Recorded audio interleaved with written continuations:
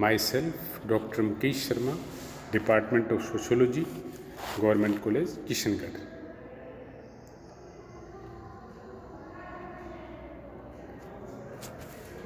बच्चों, आज BA part second के paper second Indian society issues and problems का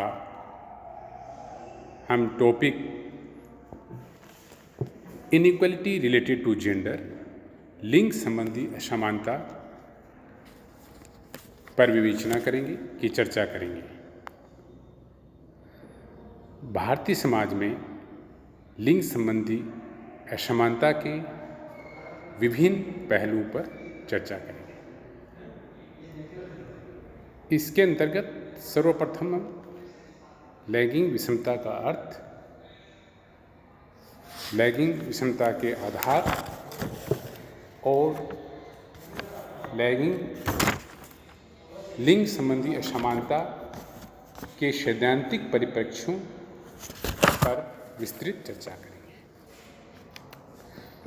लैंगिक विषमता का अर्थ लिंग के आधार पर महिलाओं पर किसी भी प्रकार का भेदभाव, बहिष्कार या बंधन लगाने से है, जिसका प्रभाव या उद्देश्य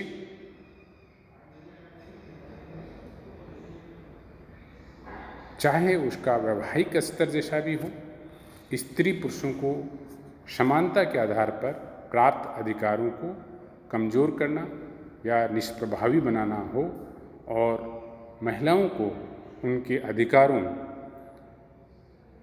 राजनीतिक, आर्थिक, सामाजिक, सांस्कृतिक, नागरिक या किसी अन्य क्षेत्र में मौलिक स्वतंत्रताओं के उपभोग या इस्तेमाल से वंचित करना हो।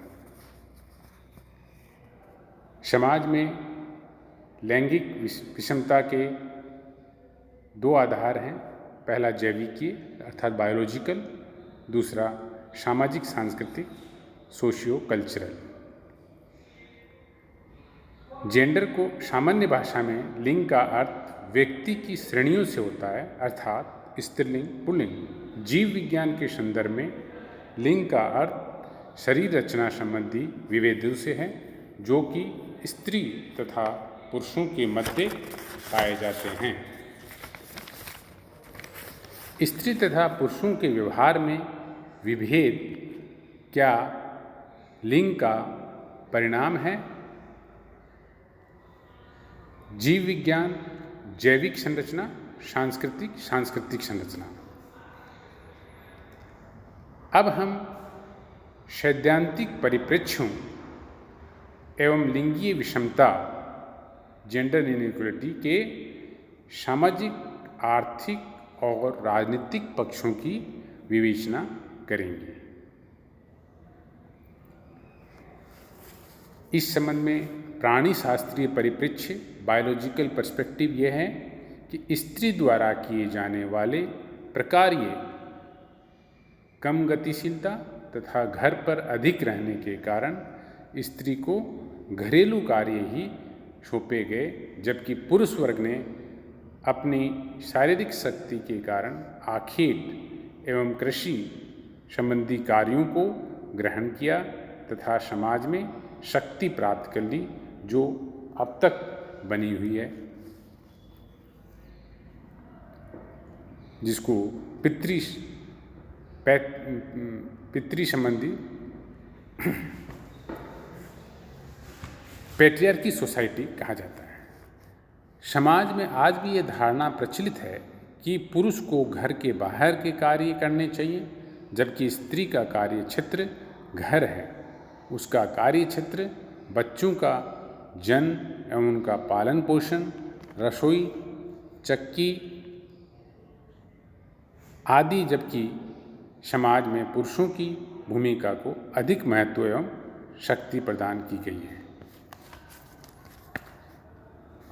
प्रसिद्ध समाजशास्त्री मर्डॉक ने अपने अध्ययनों में सभी समाजों में यौन आधारित श्रम विभाजन पाया। अर्थात division of labour on the basis of sex. Parsons ने कहा परिवार में पिता की भूमिका को भावात्मक नेतृत्व के रूप में चित्रित किया है। मानव शास्त्रीय परिप्रेक्ष्य एंथ्रोपोलॉजिकल पर्सपेक्टिव यह है मानव व्यवहार संस्कृति द्वारा निर्धारित एवं निर्देशित होता है। मानदंड मूल्य एवं भूमिकाएं संस्कृति द्वारा निर्धारित एवं संप्रेषित होती है। यह है मानव शास्त्रीय परिप्रेक्ष्य। इस संबंध में प्रसिद्ध मानव शास्त्री लेवी स्ट्रॉस का कहना है स्त्रियों की भूमिका के बारे में ये विचार है कि समाज की रचना की प्रक्रिया के दौरान स्त्री ने अधीनता की स्थिति ग्रहण की। उनके अनुसार संस्कृति का विकास स्त्री पुरुषों के विनिमय से प्रारंभ हुआ, जिसके द्वारा पारिवारिक बंधन मजबूत हुए और समाज का निर्माण हुआ। इस संबंध में प्रमुख समाजशास्त्री मार्गरेट मीड का कहना है अरापेश, मंडगुमेर एवं टेनाम्बुली जनजातियां ट्राइब्स का अध्ययन किया। उनके अध्ययन का निष्कर्ष यह है कि यौन भेद के संदर्भ में जैविक तथ्यों के आधार पर स्त्री पुरुष की सामाजिक भिन्नता दर्शाना अनुपयुक्त है। सर हेनरी मैन का विचार यह है पुरुष की स्वाभाविक उच्चता एवं स्त्री के स्थान के बारे में विचार व्यक्त किया है कि सामाजिक संगठन का सार्वभौमिक रूप वह था जिसमें सत्ता का स्वरूप पितृसत्तात्मक था, पैट्रियार्की था। प्रारंभ में परिवार ही समाज की इकाई था। प्रारंभ से ये सत्ता गोत्र, जनजाति और आगे की ओर हस्तांतरित होती गई। मानव शास्त्रीय परिप्रेक्ष्य इस बात पर बल देता है कि किसी भी मानव समाज में स्त्री और पुरुषों के मध्य भूमिकाओं के समान वितरण के लिए संस्कृति ही मुख्य रूप से उत्तरदायी रही है।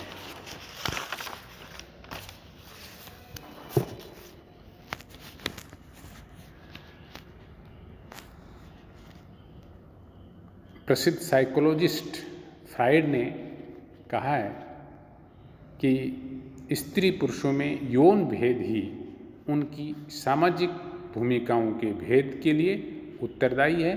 फ्राइड का विचार है कि स्त्री में बचपन से ही पुरुष की तुलना में यौनिक दृष्टि से हीन भावना जन्म लेने लगती है और उसमें पाए जाने वाले स्त्रियोचित गुण, रुचियाँ, भावनाएं, मनोवृत्तियाँ और इच्छाएं किसी न किसी रूप में उसके असंतोष तथा क्षतिपूर्ति संबंधी विचार को व्यक्त करती है।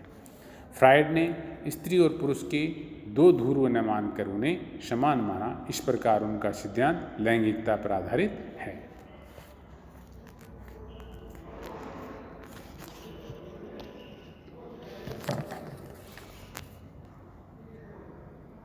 इस संबंध में प्रसिद्ध समाजशास्त्री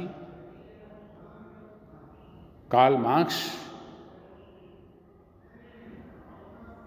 के मित्र एंजिल्स ने मानवशास्त्री मॉर्गन के उद्विकासवाद को ग्रहण किया तथा उसके व्यक्तिगत संपत्ति, एक विवाह, पितृसत्तात्मक परिवार एवं राज्य के बारे में उद्विकास सिद्धांत को लागू किया।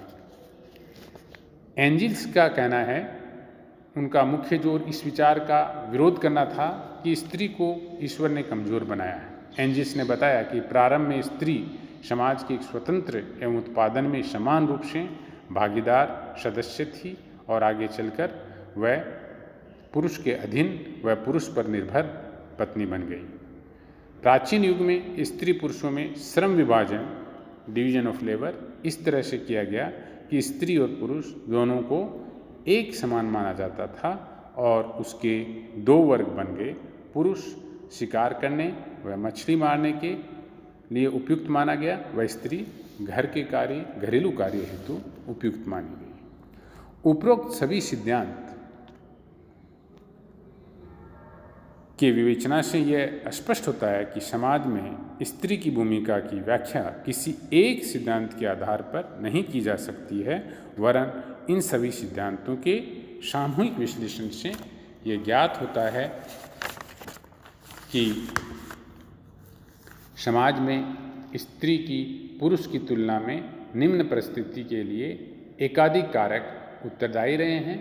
मात्र किसी एक ही कारक को स्त्री की पुरुष से निम्नता एवं अधीनता के लिए उत्तरदायी मानना एक प्रकार का निर्धारणवाद होगा, जो कि समाजशास्त्रीय दृष्टि से स्वीकार्य नहीं है।